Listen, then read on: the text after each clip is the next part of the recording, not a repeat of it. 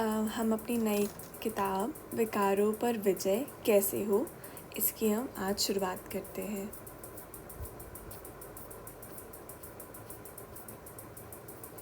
पहला टॉपिक है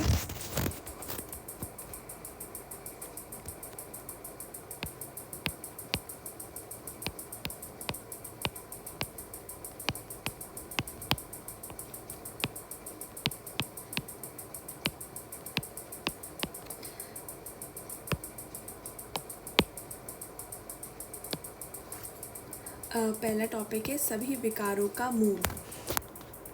आज हर एक मनुष्य में काम, क्रोध, लोभ, मोह, अहंकार और सुस्ती में से एक न एक विकार थोड़ा बहुत अवश्य है।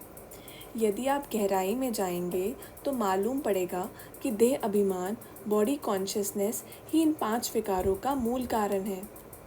मनुष्य देह के आधार पर पुरुषपन या स्त्रीपन के भान में आकर ही काम विकार के वशीभूत होता है और अपने ओज और तेज को खोकर शरीर को दुर्बल कर बैठता है। बुढ़ापे तथा मृत्यु की ओर बढ़ना शुरू करता है और अनेक प्रकार के शारीरिक रोगों का शिकार होने लगता है। फिर काम विकार के परिणाम स्वरूप वह जो विकारी संतति पैदा करता है, उसके दुख में दुखी रहने लगता है और उनमें ममत्व करके सारा दिन उन्हीं के लिए कमाने तथा घर बनाने में लगा रहता है। काम विकार के कारण वह अपने विवेक को तथा सहनशीलता को भी खो बैठता है और क्रोधी स्वभाव का बन जाता है।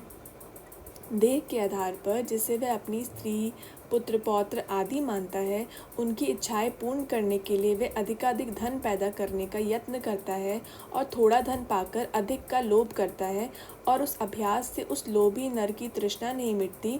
जब वह संतति पैदा कर लेता है और घर तथा धन बना लेता है या कुछ प्रसिद्ध नर नारियों से अपना संबंध जोड़ लेता है, तो मैं एक बड़ा सेठ हूँ, 4 बच्चों का बाप हूँ, एक ऊंचे खानदान का व्यक्ति हूँ, इस प्रकार का उसे अभिमान हो जाता है। अतः देखा जाए तो देह अभिमान ही सभी विकारों की जड़ है। अब जीवन को पवित्र बनाने के लिए मनुष्य को घर गृहस्थ छोड़ने की आवश्यकता नहीं, बल्कि देह अभिमान छोड़ने की आवश्यकता है और उसके लिए उसे आत्मनिष्ठ तथा योग युक्त होना जरूरी है। हमारा नेक्स्ट टॉपिक है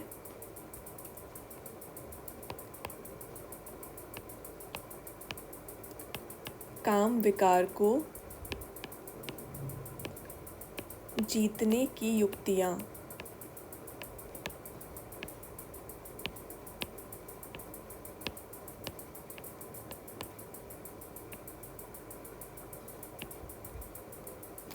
काम विकार को जीतने तथा जीवन को पवित्र बनाने के लिए मनुष्य को पहले अपनी असल और नस्ल को याद रखना चाहिए।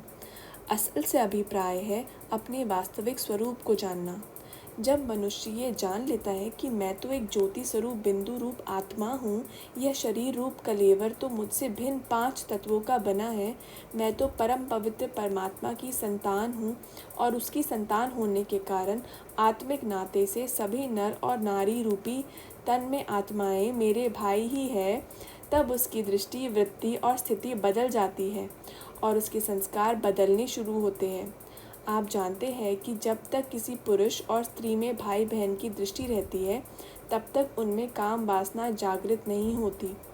अतः जो पवित्र, ब्रह्मचर्य युक्त एवं योग युक्त बनना चाहता है, उसे इस प्रकार असल का ज्ञान और उसकी स्मृति होनी चाहिए, क्योंकि इस आत्मिक दृष्टि और स्थिति से वृत्ति विकार युक्त नहीं होती और इस सहज एवं यथार्थ उपाय से इस महान पुरुषार्थ को बिना हठ क्रिया के करने में सफल हो जाता है। आपने अनुभव किया होगा कि जब कोई मनुष्य अपनी धर्म पत्नी के साथ किसी मंदिर में जाकर अपने इष्ट की मूर्ति के सम्मुख बैठकर त्वमेव माता च पिता त्वमेव आदि छंद गाता है, अथवा तो मात पिता हम बालक तेरे इत्यादि का पाठ करता है, अथवा किसी देवी की प्रतिमा के आगे हे अम्बे आदि आदि शब्दों से उसे संबोधित करता है, तब उसकी दृष्टि और वृत्ति शुद्ध रहती है। वहाँ मंदिर में वह काम वासना से मुक्त रहता है। स्त्री और पुरुष दोनों की ओर से परमात्मा को पिता अथवा दुर्गा इत्यादि को अम्बा कहने का अर्थ यही तो निकलता है कि दोनों उसकी संतान होने से आत्मिक नाते से भाई भाई है। जब वे इस आत्मिक नाते को भूल जाते हैं और परम पिता परमात्मा को भी भुला देते हैं, तब उनको काम रूपी शत्रु का बाण लगता है। अतः निष्कर्ष ये हुआ कि मनुष्य को चाहिए कि पिता परमात्मा की स्मृति में रहते हुए दूसरे को आत्मिक दृष्टि से देखे और उनके साथ जो उसका आत्मिक नाता है उसे याद रखे और ईश्वरीय कुल के नाते से उन्हें भाई भाई समझे। जब तक मनुष्य दूसरों को आत्मिक दृष्टि से नहीं देखेगा, तब तक उसकी दृष्टि वासना रहित और निर्दोष नहीं होगी। इस असल के परिचय को याद करके मनुष्य बहुत ही उच्च स्थिति में रह सकता है। असल के अतिरिक्त नस्ल, वंश का विचार करें तो भी मनुष्य को पवित्र ब्रह्मचर्य व्रत में रहने में बड़ी सहायता मिल सकती है। मनुष्य को ये सोचना चाहिए कि नस्ल के विचार से भी मैं श्री लक्ष्मी, श्री नारायण अथवा श्री राम, श्री सीता इत्यादि देवी देवताओं का वंशज हूँ और इस कारण जैसे देवी देवता पूर्णतः पवित्र थे, वैसे ही मुझे भी पवित्र रहना चाहिए। मुझे उन देवताओं के कुल को कलंकित करने वाला नहीं बनना चाहिए। इस प्रकार मनुष्य को इस चिंतन में भी रहना चाहिए कि मैं तो असल में शुद्ध आत्मा हूँ, परम धाम रूपी पावन धाम की अथवा वृहद मंदिर की एक अव्यक्त और चेतन मूर्ति हूँ। पवित्रता तो मेरा स्वरूप है, मेरा धर्म है और मेरे गले का हार है। अतः मैं अपने धर्म को छोड़कर काम रूपी अपवित्रता को अपने मन में स्थान नहीं दूंगा। नेक्स्ट टॉपिक है घर में देवताओं इत्यादि के चित्र।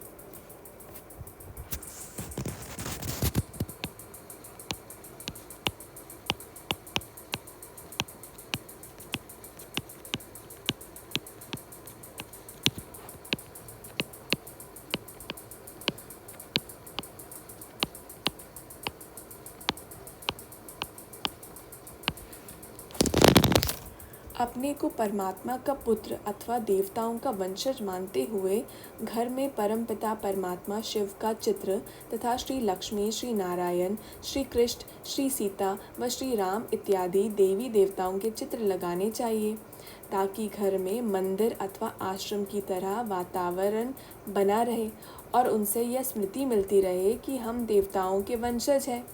हम तो परमात्मा की संतति है। भगवान की संतान होकर हमको शैतान, कामी नर जैसा कार्य नहीं करना चाहिए। देवताओं के वंशज होकर दानव अथवा दैत्य जैसा व्यवहार हमें नहीं करना चाहिए। अब घर से गंदे चित्र हटा देने चाहिए, क्योंकि ये सभी चित्र देह अभिमानी और विकारी बनाने वाले हैं। इस प्रकार अब घर को ही मंदिर समझना चाहिए। जब तक घर को आश्रम पवित्र स्थान नहीं समझा जाएगा, तब तक काम का कुठारघात, क्रिमिनल असॉल्ट तो होता ही रहेगा। देवताओं के चित्रों के अतिरिक्त अपना भी एक चित्र पवित्रता के ताज तथा सोने के ताज से युक्त बनाया और लगाया जा सकता है। वह घर में लगा हुआ रहने से इस बात की स्मृति दिलाता रहेगा कि पवित्र बनने से स्वर्ग का दैवी राज्य भाग्य मिलेगा, और यदि मैं काम विकार द्वारा पतित बना तो राज्य भाग्य गंवा बैठूंगा और धर्मराजपुरी में दंड का भी भागी बनूंगा। नेक्स्ट टॉपिक है, क्या गृहस्थ जीवन काम भोग के बिना हो सकता है?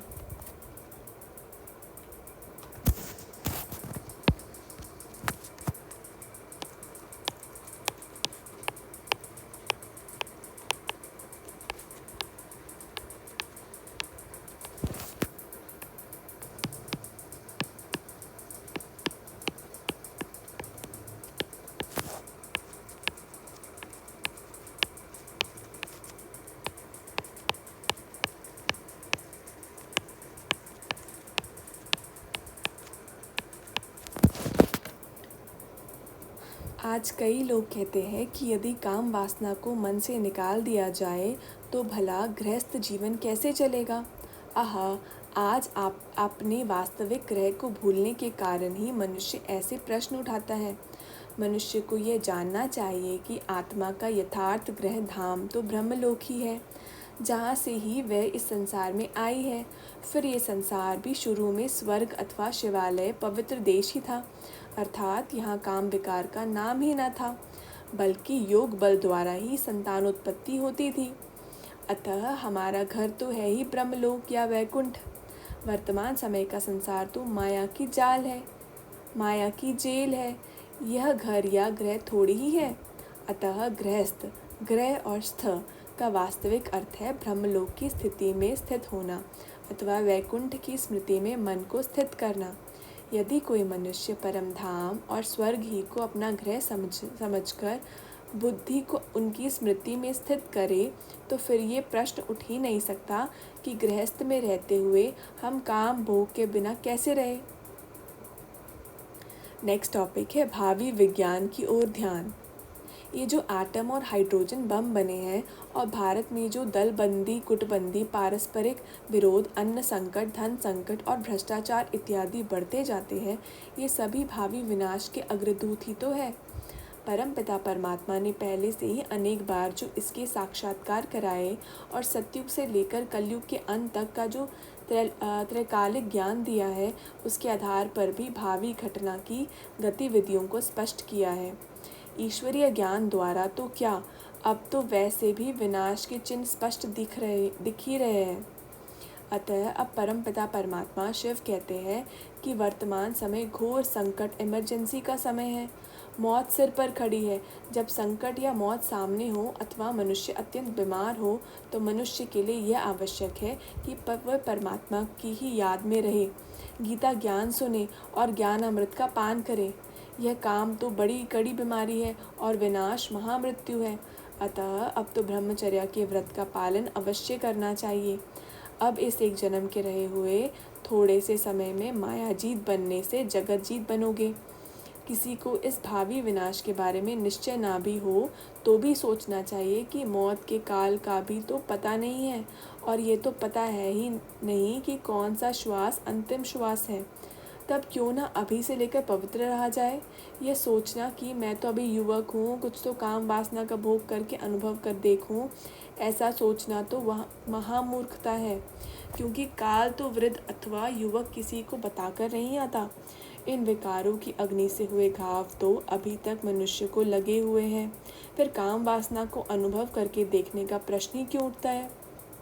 इसलिए मनुष्य को आज ही से नहीं बल्कि अभी से ही काम पर विजय प्राप्त करने और जितेंद्रिय बनने का पुरुषार्थ करना चाहिए, क्योंकि पुरुषार्थ का ये अवसर फिर नहीं मिलेगा और विकर्मों का बोझ भी बढ़ जाएगा, और जो बुरे संस्कार साथ जाएंगे उनके फलस्वरूप भविष्य में भी तो वही बुरा हाल होगा। इसलिए अच्छे काम में देर नहीं करनी चाहिए, क्योंकि अभी मनुष्य से देवता बनकर 21 जन्मों के लिए स्वर्गिक स्वराज्य प्राप्त करने का अवसर है। नेक्स्ट हमारा चैप्टर है क्रोध को मिटाने की युक्तियाँ। नेक्स्ट चैप्टर है क्रोध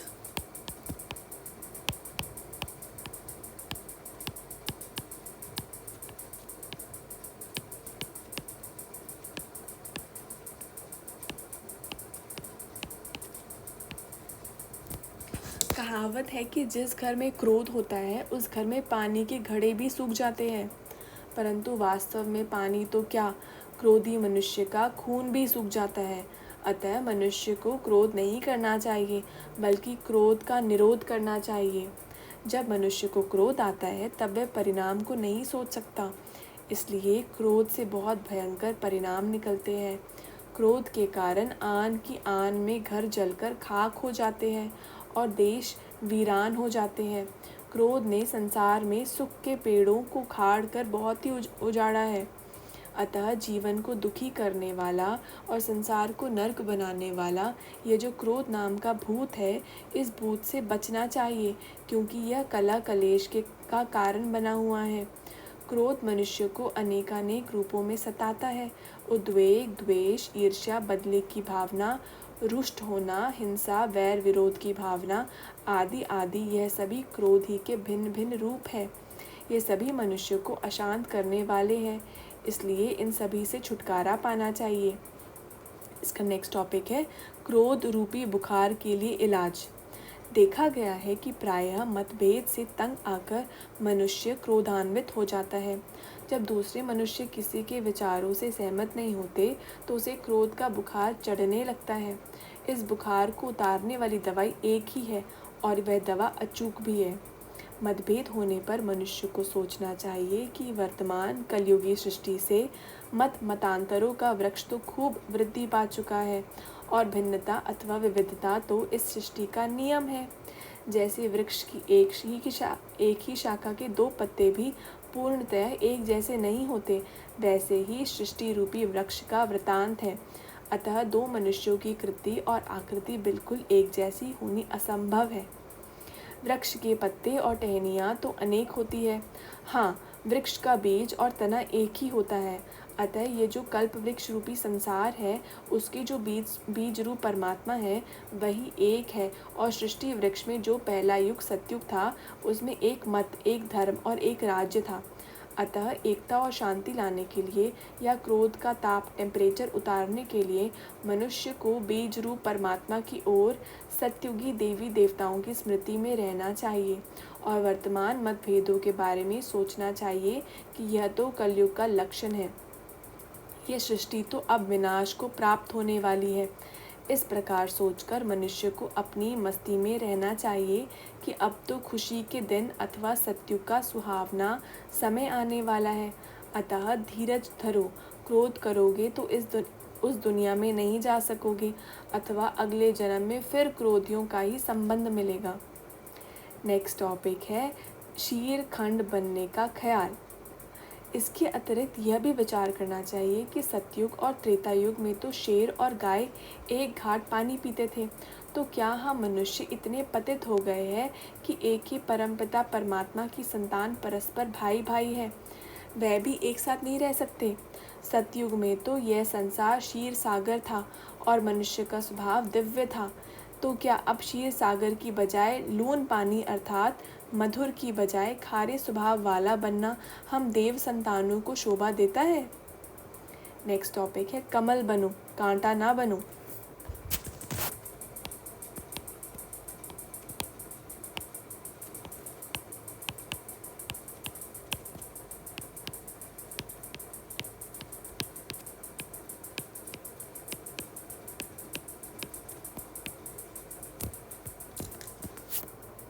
देवताओं की हर एक इंद्रियों के नाम के साथ तो कमल शब्द का प्रयोग होता है, जैसे कमल हस्त, कमल नेत्र आदि आदि। तो क्या हमें कमल के बजाय कांटे जैसा स्वभाव वाला बनना उचित है? क्रोध तो आसुरी लक्षण है, अतः यदि हम क्रोध करते रहेंगे तो देवी या देवता कैसे बनेंगे और स्वर्ग के राज्य भाग्य को कैसे प्राप्त कर सकेंगे? इस प्रकार ज्ञान प्रकाश जगाने से क्रोध रूपी अंधकार भाग जाएगा। नेक्स्ट टॉपिक है हिसाब किताब का विचार। कई बार दूसरे किसी व्यक्ति के अयुक्त व्यवहार को देखकर भी मनुष्य को क्रोध आ जाता है, परंतु यदि कोई मनुष्य अनुचित व्यवहार करता है तो हमें उसे अपने ही कर्मों का हिसाब किताब समझना चाहिए। हमें सोचना चाहिए कि अगर हमने ही कभी खोटा कर्म न किया होता तो हमसे कोई खोटा बोल ना सकता। अतः शांत रहने से ही दूसरों पर हमारा अच्छा प्रभाव पड़ सकता है, वरना क्रोध की अग्नि बुझेगी ही नहीं। नेक्स्ट टॉपिक है क्रोध को एक कमज़ोरी समझो। क्रोध पैदा होने का एक कारण यह है कि मनुष्य दूसरों की कमज़ोरी या भूल देखकर उसे बर्दाश्त नहीं करता, परंतु वास्तव में दूसरों की कमज़ोरियां अथवा त्रुटियों को देखकर क्रोध नहीं करना चाहिए, बल्कि अपने क्रोध के संस्कार को देखकर अपनी कमज़ोरी और त्रुटि की ओर ध्यान देना चाहिए। यदि कोई मनुष्य भूल करता है अथवा किसी बात को नहीं समझता और उसे नहीं मानता अथवा विरोध करता है तो प्रेम से उसमें परिवर्तन लाना चाहिए अथवा सद्भावना से, युक्ति से और तर्क से उसे समझाने का प्रयत्न करना चाहिए, क्योंकि इससे ही अपना आत्मिक बल बढ़ता है और शांति के खजाने में वृद्धि होती है और दूसरा भी सुधरता है। यदि आप अपने क्रोध के संस्कार हटाने में अयोग्य हैं तो दूसरे किसी की अयोग्यता को देखकर उसे कैसे डांट सकते हैं? ईश्वरीय ज्ञान तो यह कहता है कि भूल करने वाले पर क्रोध न करो, बल्कि उसकी सहायता करो। उसे भूल के कूप से निकालो, ना कि स्वयं भी क्रोध रूपी भूल करके कूप में गिरो। जबकि हमें दूसरों का क्रोध अच्छा नहीं लगता, तो हमें अपना क्रोध भी निकालना चाहिए, वरना हम स्वयं भी अपराधी ठहराए जाएंगे। नेक्स्ट टॉपिक है स्नेह सूचक शब्दों का प्रयोग।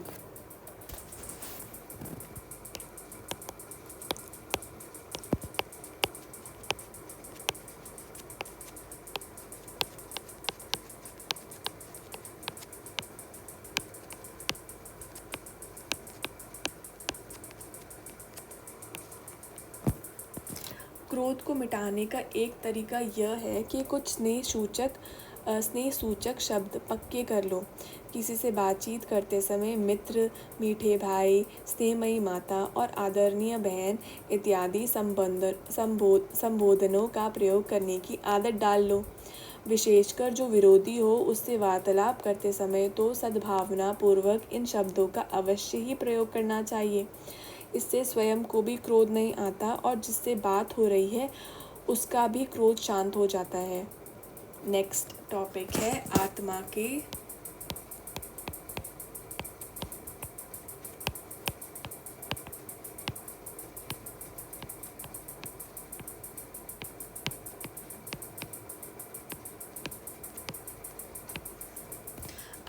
के स्वधर्म की स्मृति। इसके अतिरिक्त मनुष्य को सोचना चाहिए कि आत्मा का तो स्वधर्म ही पवित्रता और शांति है। लोगों ने आज कर्मकांड आदि को अपना धर्म मान रखा है और जीवन के लिए जो उच्च नियम और धारणाएं हैं उनको पुस्तकों में ही बंद करके रखा है। परंतु अब जबकि पवित्रता और शांति रूपी सधर्म को छोड़ने से मनुष्य दुखी हुआ है, तो उसे इस बात की स्मृति में रहने का अभ्यास करना चाहिए कि मैं तो आत्मा हूँ, मैं तो आदि स्वरूप में पवित्र और शांत हूँ। क्रोध तो मेरा मौलिक स्वभाव और स्वरूप ही नहीं है। क्रोध द्वारा दूसरों को दुखी करने वाला तो स्वयं भी दुखी होता है। शांत रहने वाला दूसरों को भी शांति देता है। अतः मैं तो शांतिपूर्वक ही कार्य करूँगा। कार्य की सफलता भी शांति से होती है, क्योंकि धर्म ही से तो जय होती है। जैसे गर्म लोहे को ठंडा लोहा ही काट सकता है, इसी प्रकार गर्म मनुष्य से ठंडे होकर बात करने में ही सफलता है। अतः शांति का स्वधर्म मानो और अच्छा है कि लोगों से बात शुरू करते समय और अंत में ओम शांति शब्दों का प्रयोग करो। नेक्स्ट टॉपिक है हल्का क्रोध भी अपराध है।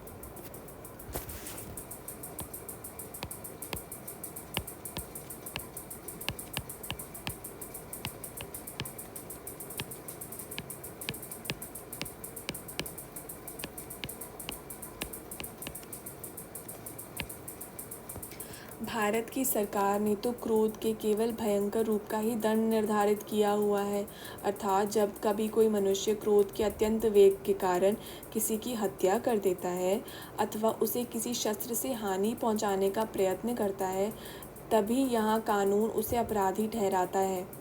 क्योंकि यदि सरकार क्रोध के हल्के रूप को भी अपराध निर्धारित करे, तब तो कानून बनाने वाले व्यक्ति, न्याय करने वाले जज और मंत्री आदि उच्चाधिकारी सभी एक न एक दिन अपराधी ठहराए जाएंगे और कानून चलाने वाला भी कोई नहीं रहेगा।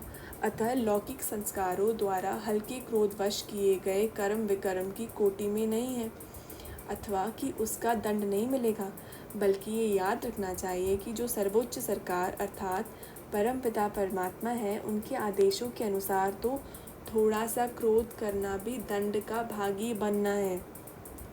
वास्तव में क्रोध के अशांति रूपी फल का थोड़ा बहुत अनुभव तो तत्क्षण भी हो जाता है।